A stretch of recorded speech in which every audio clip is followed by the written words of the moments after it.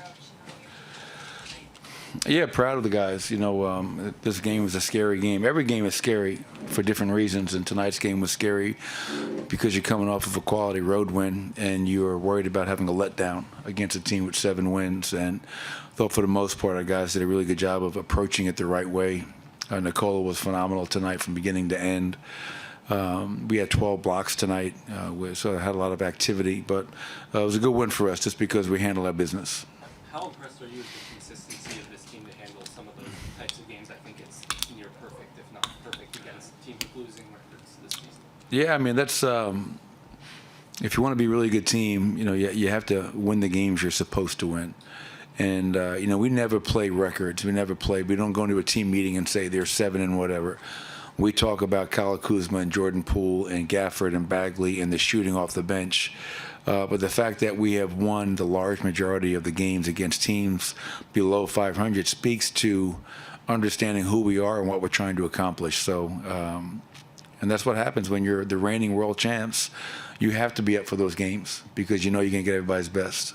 You talk so often about how Jokic on triple-double after triple-double, but he reads the game at such a high level. And tonight it felt like they played single coverage on him all night long and was aggressive for that reason. Is that what you saw? Yeah. What do you think of Wes choosing to defend him in that way, I guess, too? I love Wes. No, I mean, Nicola, we felt it about 5 days ago preparing for Joel Embiid. How do you guard a guy like that? Do you guard him one-on-one? Do you send a double team? And to be honest, when you play against a great player, what I've learned over the many years is that you have to give them different looks. Nicola's seen everything, so he's got an answer for everything. But I told our players today when we walked through their sets, then we walked through our offense, how they're going to guard us. And I said, I run the first play of every game for Nicola. And I said, why do I do that? And they all knew it because you want to see how they're going to guard him that night. They said, exactly right. So if they're going to guard him one-on-one, which Boston did as well, space the floor correctly. Let him go to work because eventually they're going to have to send a double team. And then you're going to get yours. And, so Nicola was so efficient, 42 points, 12 boards, 8 assists, 3 blocks. And, once again, he continues to illustrate why he's the player that he is. He got a pretty big cheer as he was walking off the floor just now when he went to check back in with 6.5 left. They were applauding him. How cool is it for you just to sort of see him, even deeper into his career, be sort of that appointment viewing guy in road cities and get that appreciation from fans on the road? Well, I think it's the highest honor, for a player when you can go on the road and lead your team to a victory and you have the respect of the entire NBA community. And most of the time you go on the road, it's a hostile environment, but I think fans and true fans and students of the game, they understand greatness and how fortunate they are to watch a player that just plays the right way. There's a lot of talented players in this league, but if you don't love Nikola Jokic, I don't know what you're looking for. The guy is just super talented, high IQ, and one of the more unselfish players that you're ever going to find. And when I was in Cleveland for 5 years, we would get that with LeBron a lot. People would, at the end of games, chant MVP and applaud the effort after witnessing, greatness in front of them. So that's always cool for him to get that, and it was a nice recognition by the fans here in D.C. Saying all that is still unique that an opposing crowd would chant MVP when a guy sent a free throw from the other team. That's just, you saw LeBron, but that's unique. Oh, it doesn't. God bless you. Okay, one's enough. It doesn't happen very often. To your point, Scott, you've been around the league a long time. So I think it's just recognizing greatness. Here's a guy that was a 2-time MVP as a second-round draft pick who's brought a franchise their first world championship in history, 47 years in the making, and now he's a finals MVP as well. So I think, when the schedule comes out, people in their different 29 respective cities circle, hey, man, Nikola Jokic is coming to town.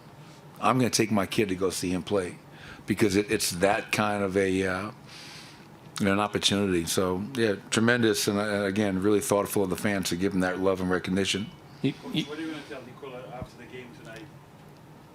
I'm going to tell him to go. He should have 2 more assists. You know, I mean, I'm going to tell him, you know, and he already knows it, but my concern all morning was the first thing I said when we met and the last thing I said before they went out tonight was, we're world champions, go out there and play like it. And I felt Nikola set the example right away. And so we want him to be a leader. You know, this is Nikola Jokic's team. This is Jamal Murray's team. And so you can lead vocally, but you can also lead by your example. And I think Nikola is a phenomenal leader, and the example he sets night in and night out. Did the team, the Wizards, show more resilience than in some way expected, or is it something you can never know in advance before a game? Yeah, I mean, once again, I knew we were going to get a fight from them. They've been in games. Their players have pride. They have talent. They played last night. Tough back-to-back. I mean, I'm not making any excuses for Washington, but they played at 7 o'clock last night, and the second night of a back-to-back, they played at 6 o'clock. So, you know, not the easiest back-to-back, especially when you have the Nuggets coming into town. But, you know, those guys, we knew we were going to have to work for it, and exactly what happened tonight. So I'm just happy that we got the win and nobody got hurt. 3 fouls for Zeke in his 5 minutes tonight. Oh, I was going to say, where's the voice coming from? Yeah, right? voice of God. The 3 fouls for him in 5 minutes. There have been a handful of games where he's gotten into that quick foul trouble, and it's sort of impacted the minutes he's been able to get. What kind of conversations are you guys having with him about defending without fouling? Yeah, well, it's funny. I think 2 of the 3 were illegal screens. I mean, so it wasn't like he was playing defense and he was just, you know, reaching, showing his hands. I think 2 of the 3 fouls he had were just illegal screens where he's trying to do the right thing, but unfortunately he was called for the foul. Went with DJ in the second half. You know, we went into this game not knowing if Gafford was going to play. He had been out with concussion protocol. And so while Gafford was out, they started Bagley, who's played very well for them, and their backup was Baldwin, you know, Patrick Baldwin Jr. off the bench, a good shooter. And then when Gafford was available, now we knew Bagley would be the backup, and obviously DJ gives us a little bit more size and physicality, but hasn't been easy for Zeke. He's just got to stay ready. When he gets a chance to play, go out there and impact the game, rebounding, defending, whatever it may be. I did think Christian Brown had a good bounce-back game. And as I told him walking off the court, you know, it's not just about making shots. It's about, for you, CB, your energy and your effort and just rebounding and flying around out there. And I thought he had a couple of really good stretches tonight, as did Peyton. Really quick, you just mentioned the blocks, and I wanted to ask who got the defensive player of the game, Shane. Nikola. Yeah, Nikola. He had 12 boards, 3 blocks, 1 steal, 5 deflections.